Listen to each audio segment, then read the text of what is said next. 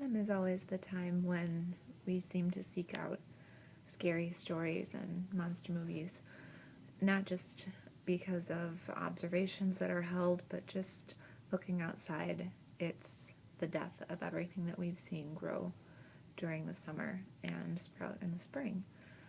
So I was thinking about monster books for teens, and I realized that a lot of them really harken back to one of the originals, I consider, Mary Shelley's Frankenstein, which really is more of an examination of what it is to be human and the responsibility that comes with tinkering with life.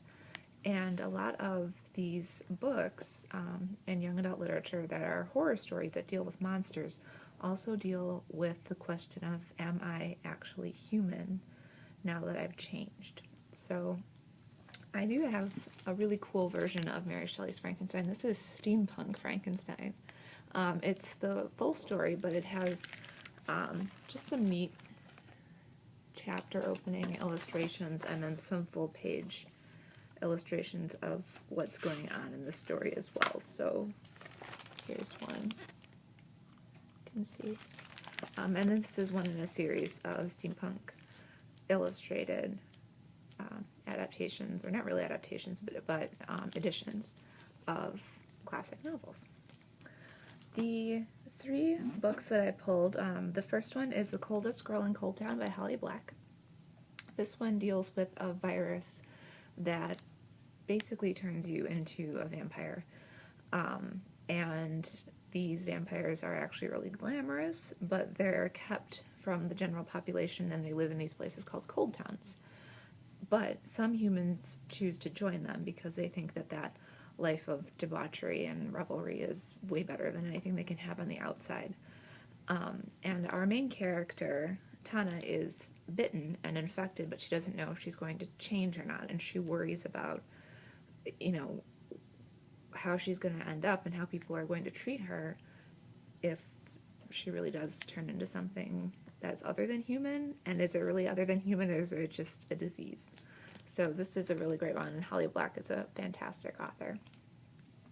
The next one, this is the second in a duology. I don't have the first one on me. The first one is called Reboot, and then this one is the second one called Rebel by Mutant Era.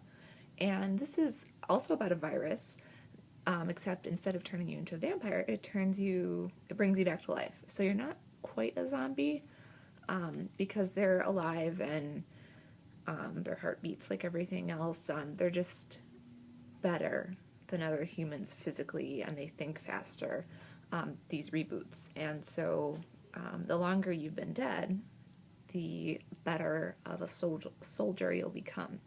And the main character in this, Ren, really has been dead for 178 minutes before she rebooted, which means that she is very far from being human.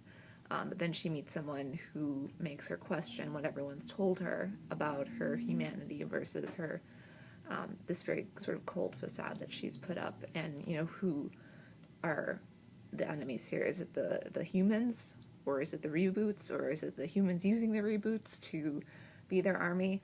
And it's a really interesting exploration of humanity, and it actually has a romantic relationship that I didn't hate.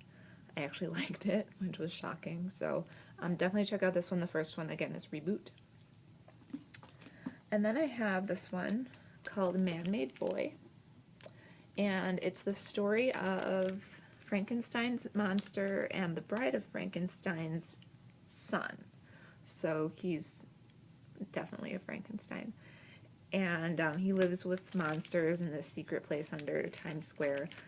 But he wants to experience life and what it's like to be out in the world. So, is his life that he's known what he should really be, or can he be something else? Can he pass with humans? Again, another really interesting exploration of what it means to be human, which, again, all goes back to what Shelley was talking about in her original story. So those are a few of the young adult monster novels that you can find at the library. And we have tons more, so stop by and ask some questions, and we'll be glad to show you anything else that you're interested in.